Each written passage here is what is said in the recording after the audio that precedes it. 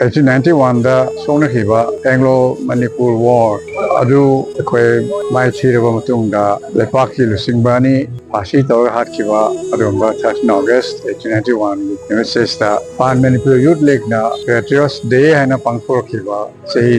1969 da ki paraga ngasi yakai ma suwa kumon ne matamda Patriots Day haina pangpor khiba ki wan rokse akoina 13 August nimita lepak ki lusingba ani pasi taw hakhiba adu khakta ningsing manatana 1891 ki lana duda lepak ki ningkha tamba ngakna bugi damakta British ma okte soni ki lana aduda hawaina pontha pidana lepak ki ningkha tamgi dama paidi hena tha kwangba atok ki do madu koi ningsing ba ne madu ningsing ba matamduda akoina lan famaduda maruina ongyom da sona ki ba aroi ba lan famsing aduda hawaina pontha ki ba lan aduda te mafam sing da su hawai ka ki mayam punamak ado sakhangau basu khangau khangi da ba mayam su punamak akoi lepak ning gi da mak lepak ki ningkha tamgi dama hawaina pontha o ki ba do ma thaw mayam ado ningsing ba nimit ni koi da ka leka tamba numit ni adubu makoi bani moi gi freedom ningsing ba haka leka tamba khakte ni mapung pha de maruina lan du mai thira ga su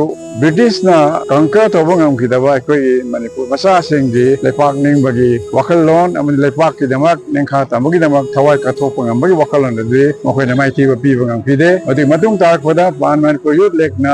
1969 dagi ano iho sagatana koi matam dagi mirol singda na ha mirol singda lepak ning bagi wakal lon sando ki ba do maduna ngasi phau satar pasina ngasi de lepak kanni Puro kanni ani song thok ki wana mayama handaki oil film su akoi na uri mase matam bumbada isang sitna Manipur history da lehorga da wadom ba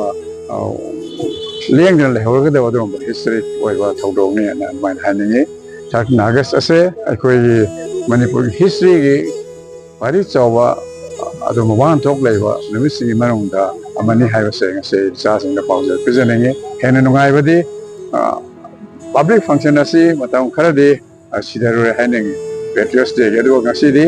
school college sing da su pangthok pa hongnare state ki holiday adu ba akoi Manipur na mayok ne ba yamna aruba tan pamasida amuke na akoi 1891 da hawai ka khiba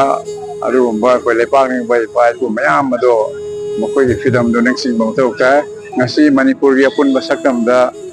Manipur thogai na singnarga Manipur thogai na sang selaiba mayam sing ase masih Manipur masa pun magna Manipur masa kering magna masih wakil taminaraga lepak ning bagi wakil lon sirep adu belone na lepin da wakil ta have se ai sa sin si pau de